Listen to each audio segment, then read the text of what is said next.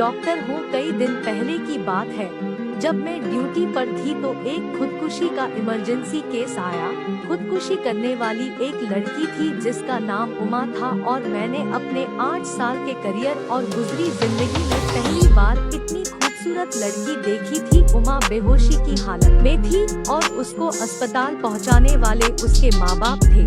माँ बाप भी बेहतरीन पर्सनैलिटी के मालिक थे, लेकिन उस वक्त उनकी बेटी की हरकतों ने उन्हें दुखी कर दिया था। पता नहीं क्यों मुझे उस लड़की पर प्यार और उसके माँ बाप की बेबसी देखकर बहुत तरस आ रहा था। लड़की को ऑपरेशन थिएटर लाया गया। ऑपरेशन के बाद उसे वार्ड में स्थानांतरित कर दिया गया और उसके माँ बाप को बता दिया गया था कि अब उनकी बेटी खतरे से बाहर है। लड़की की हालत का पता चलते ही लड़की का पिता बाहर बैठे गरीबों में कुछ बांटने चला गया और लड़की की माँ को मैंने अपने ऑफिस में बुलवाया। लड़की की माँ ने जो कहानी सुनाई वह कुछ यूँ थी। मेरी बेटी का नाम उमा है और उमा इंजीनियरिंग कर रही है। पढ़ाई के बाद सभी माँ बाप की तरह उमा के माँ बाप की भी ख्वाहिश थी कि वह अपने घर की हो जाए, इसलिए उन्होंने उमा से उसकी पसंद के बारे में पूछा तो उमा ने और लड़कियों की तरह यह फैसला भी अपने माँ बाप को दे दिया। उसके माँ बाप ने उमा के रिश्ते की बात चलाई तो उमा को देखने एक फैमिली आई।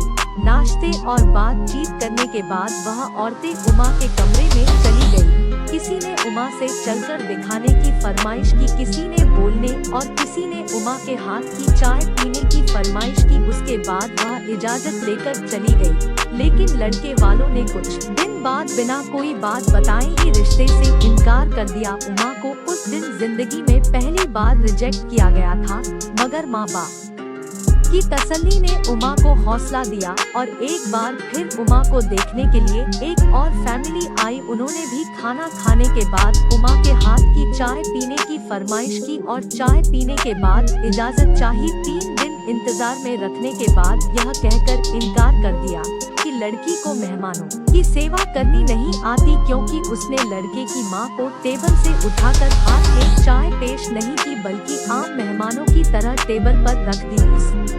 इनकार पर उमा के साथ साथ उसके माँ बाप भी अंदर तक टूट गए, मगर ऊपर वाले की मर्जी समझकर सब्र कर गए। फिर कुछ दिन बाद एक और नई फैमिली आई। इस फैमिली की औरतों के बैठते ही उमा ने उनके जूते तक अपने हाथों से उतारे, वहीं बैठे बैठे हाथ धुलवाए और फिर चाय पेश की। इस फैमिली ने भी हफ्ते बाद यह कहते हुए इनकार कर दिया कि आपकी बेटी पर किसी बुरी आत्मा का साया है, वरना पहली बार घर आए मेहमान की इतनी सेवा कौन करता है। पिछले 8 सालों में 100 से ज्यादा लोग उमा को देखने आए, मगर कोई ना कोई ऐब निकाल कर चले गए। कल और एक फैमिली आई थी, उन्होंने लड़की को बाकी हर तरह से ठीक कहा, मगर यह कहते हुए इनकार कर दिया कि लड़की की उम्र ज्यादा हो गई है और एहसान जताते हुए कहा कि अगर आप ज्यादा मजबूर हैं तो हमारा एक 40 साल का बेटा है जिसकी अपनी दुकान है, उसके लिए उमा को हम स्वीकार कर लेंगे। इतना कहते ही उमा की माँ सिसकियाँ लेकर रोने लगी और कहा आप भी तो एक माँ है,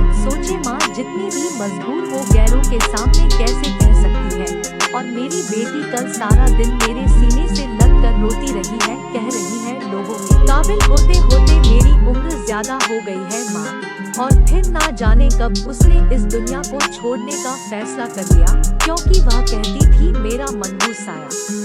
मेरी छोटी बहन को भी माँ बाप की दहलीज पर मैंने उमा की माँ को पानी पिलाया। इतने में उसके पिता और पीछे पीछे वार्ड बॉय दाखिल हुआ और आकर बताया कि उमा होश में आ गई है।